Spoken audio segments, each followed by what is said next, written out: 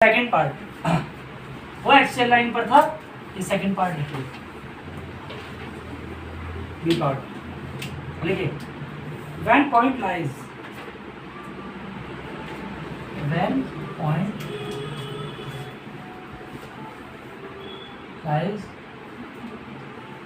On equatorial line,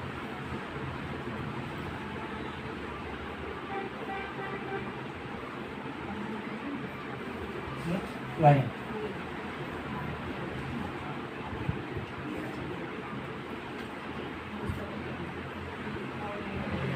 ठीक है, of bar magnet.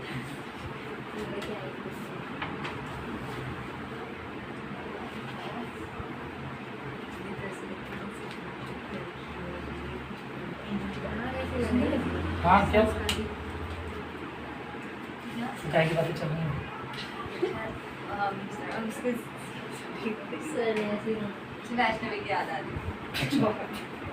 देखिए, suppose you have a bar magnet, एक बार मैग्नेट आपके पास है,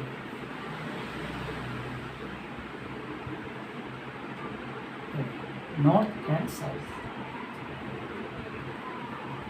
ये आपके पास इनके बीच की डिस्टेंस 2L, ठीक है, क्लियर।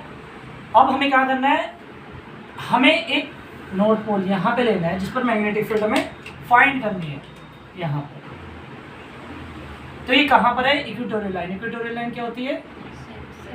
जो बिल्कुल बाइसेक्टर पर होती है, ठीक है, परपेंडिकुलर बाइसेक्टर पर किसी मैग्नेट के। तो यहाँ पर फाइंड करनी है पी पर मैग्नेटिक फील्ड, क्लियर।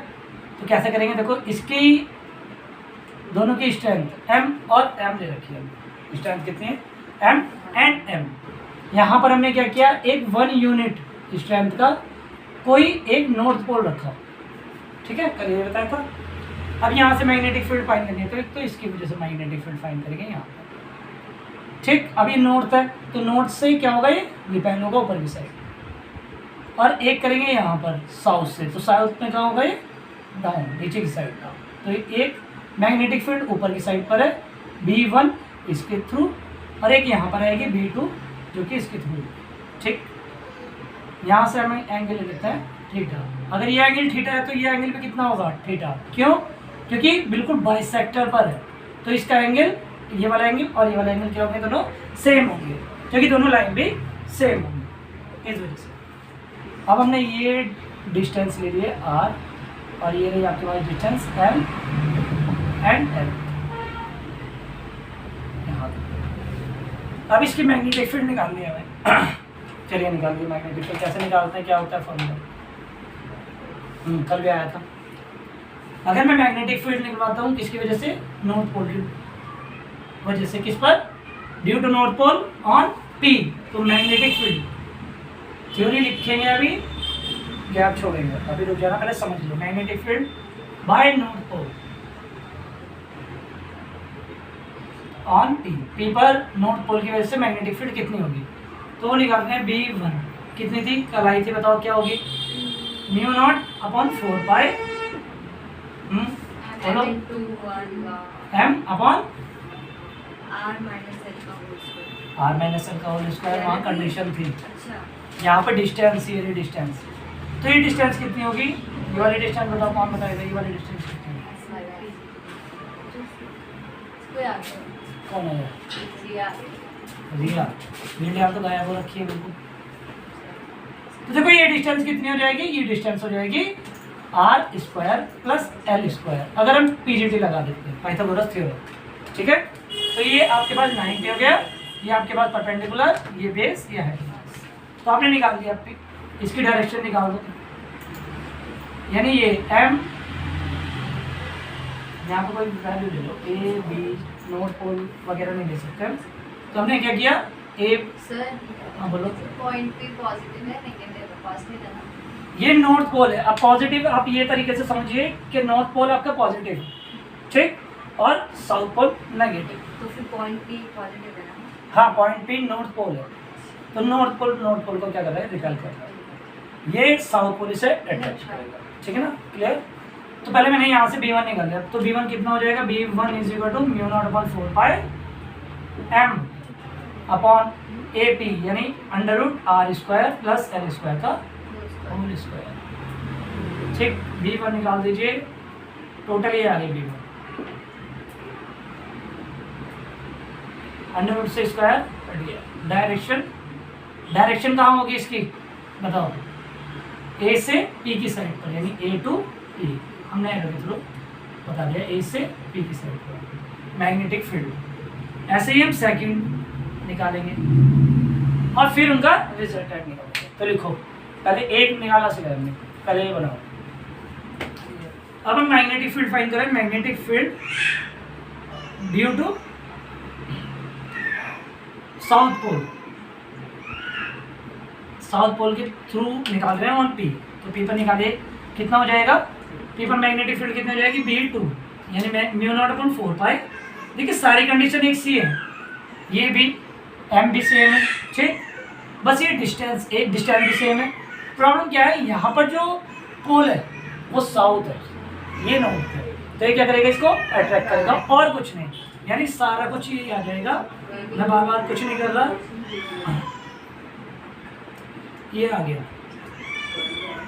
आजकल हमारे लगा रखे हैं पीरियड सारे, और वहाँ से बोलते बोलते आवाज की बैंड हो जाती है। ठीक, ये आ गया आपके पास B2, ठीक है। अब देखिए मैग्नेटिक फील्ड जो होती है वो अपने अपने क्या होती है, वेक्टर क्वांटिटी। अब वेक्टर क्वांटिटी है, इस वजह से एक वेक्टर निकल जा रहा है, एक वेक्टर ऊपर जा रहा है, तो यानी इनके बीच में ही कोई ना कोई रिजल्टेंट होगा, या तो यहाँ होगा या यहाँ होगा, ये बिल्कुल बीच से जाएगा।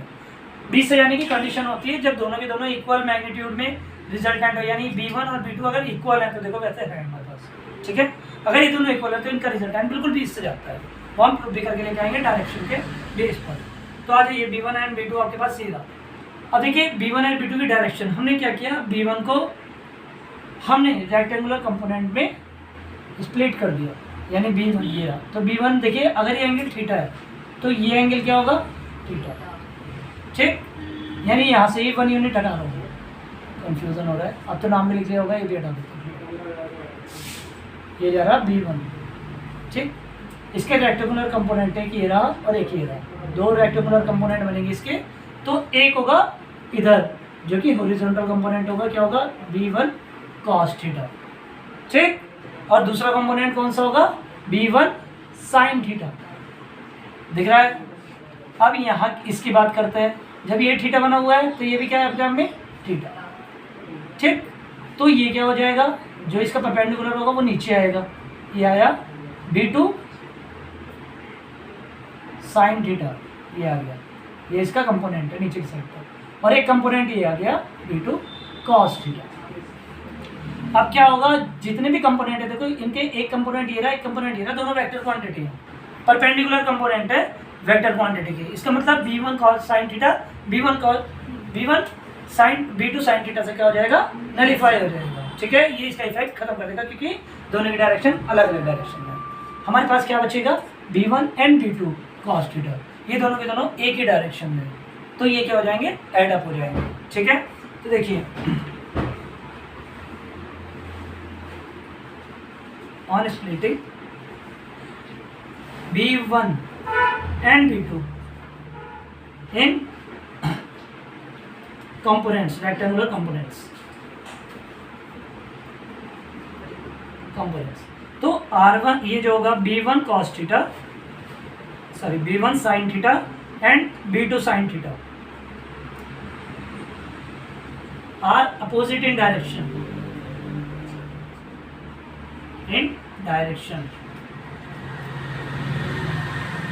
and same in magnitude। ये दोनों के दोनों मैग्नीट्यूड में सिंपल एक से हैं।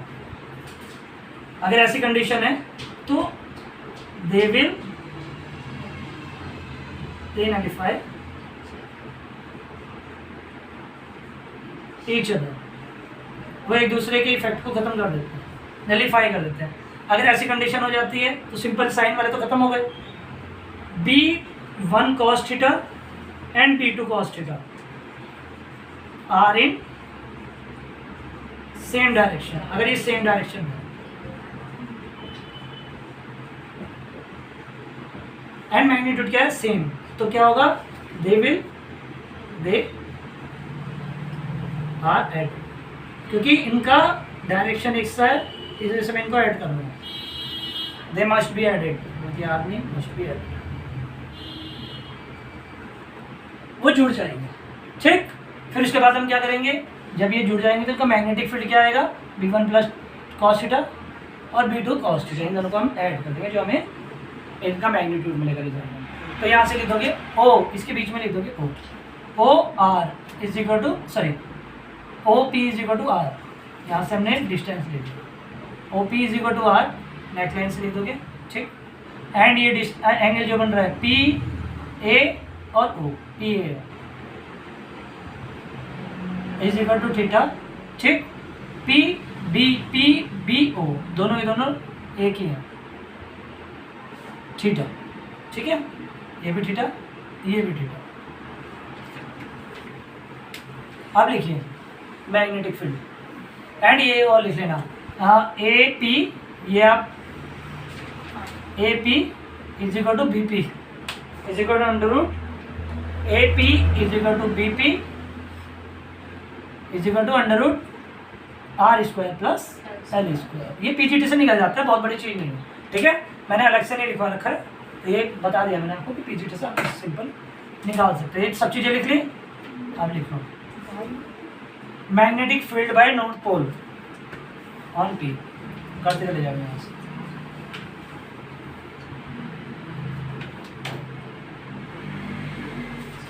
समझ में आया तो बता देना, कहाँ समझ में नहीं आ रहा है।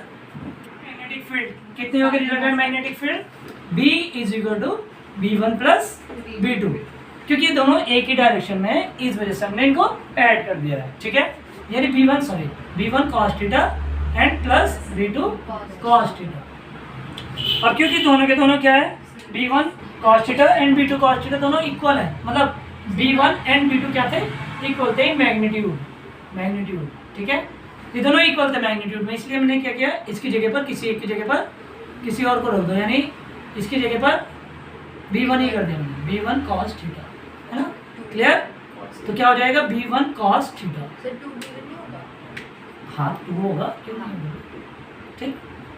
इन दोनों को मैंने ऐड कर दिया, तो यहाँ क्या आ जाएगा, B is equal to resultant magnetic field double of B की वैल्यू थी μ0/4 पाई 2 ये M upon x square R square plus L square, ये था, ठीक। cos थीटा, यहाँ से जरा cos थीटा देखो क्या होता है, cos थीटा की वैल्यू कितनी होगी, यानी L upon under root R square plus L square. ये बेसिक चीज़ें तो याद रख लो भाई, ये बेसिक चीज़ें तो याद होनी ही चाहिए। अब बिल्कुल ही तुम कुछ नहीं करना चाह रहे, सबके सब ऐसे ही होते चले जा रहे हैं, under root R square plus L square, समझ लो, उतारते रहोगे कोई प्रॉब्लम नहीं है, उतारने का पूरा टाइम है तुम्हारे पास। μ0/4 पाई 2L इंटू M, कुछ याद आ रहा है किसी को, और इन दोनों को का स्क्वायर, ये देखिए पावर 1 और इसकी पावर 1/2, तो ये पावर बन गई 2/3। इसकी अपनी डायरेक्शन कहाँ पर होगी, तो डायरेक्शन होगी बिल्कुल, देखो डायरेक्शन होगी पैरेलल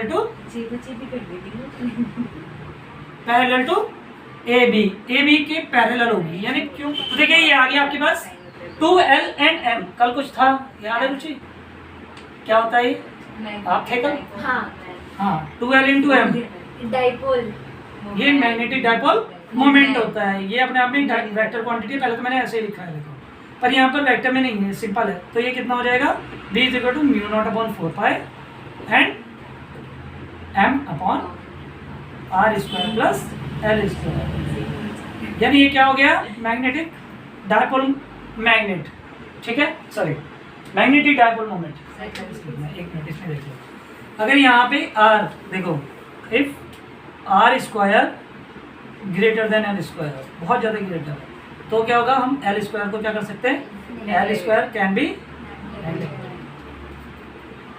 अगर ये नेगलेक्ट हो गया तो क्या होगा, B इज इक्वल टू क्या आ जाएगा, μ0/4 पाई M अपॉन R स्क्वायर और L स्क्वायर से L स्क्वायर गायब, समझो कितना हो गया, R स्क्वायर की पावर 3/2, तो ये बन गया μ0/4 पाई M upon R cube.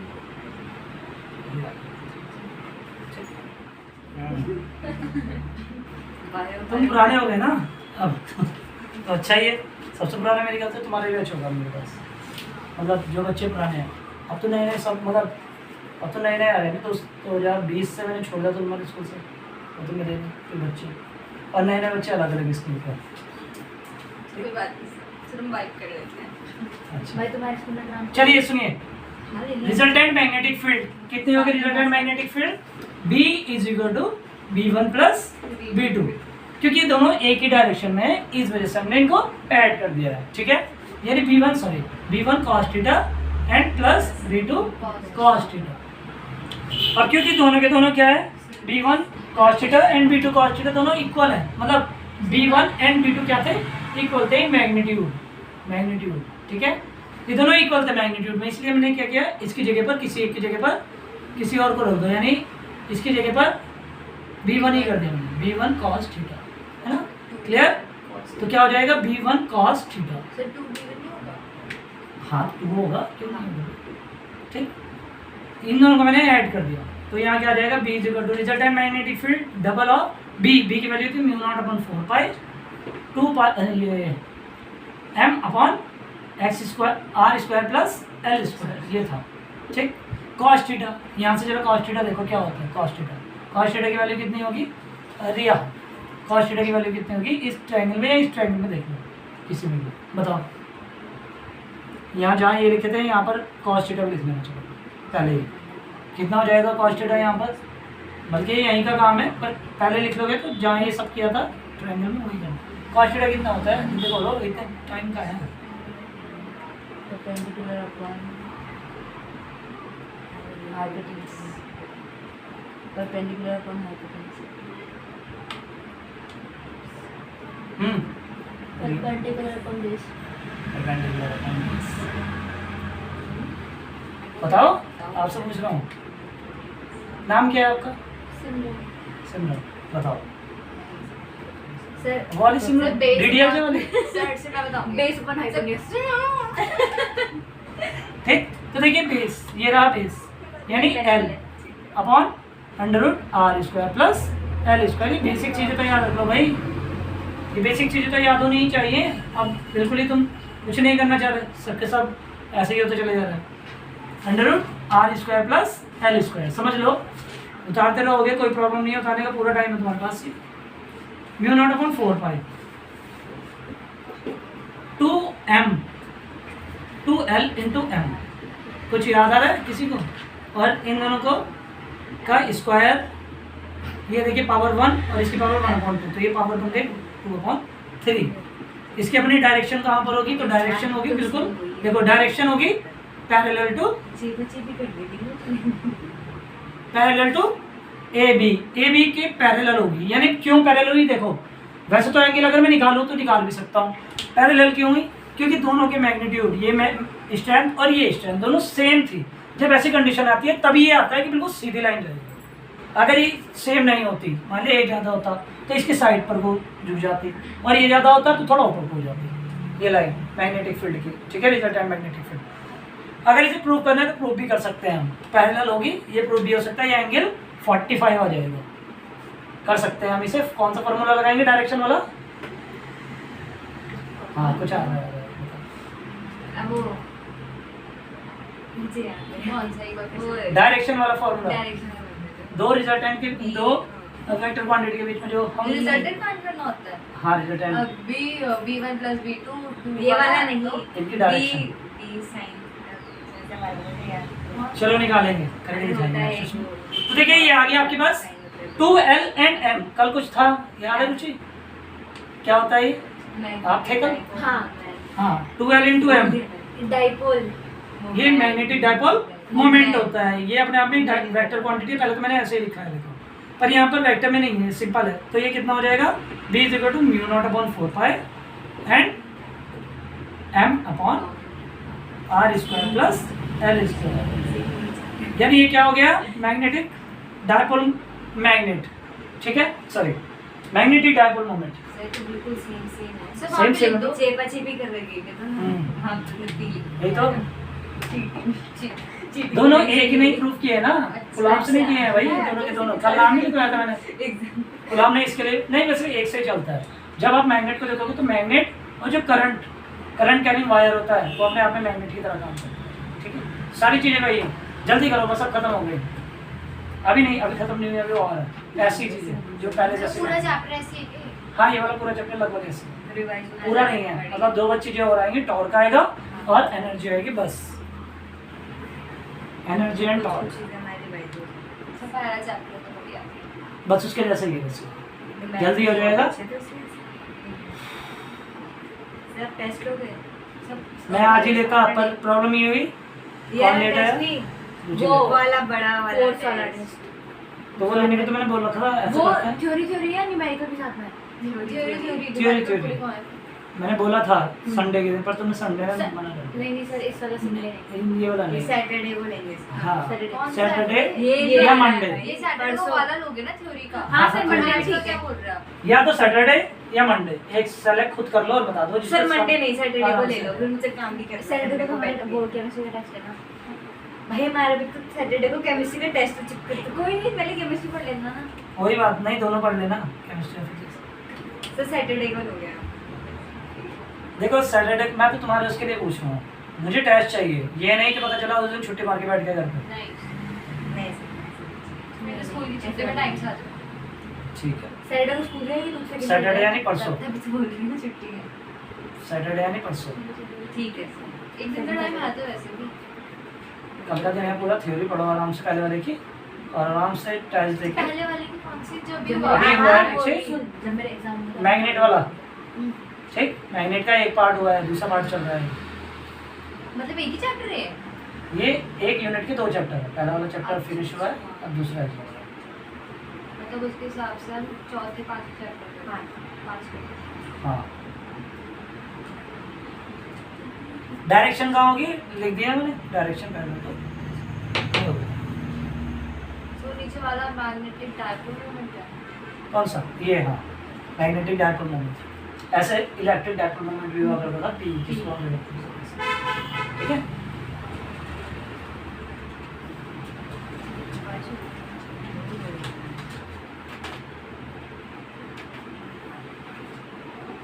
Special cases.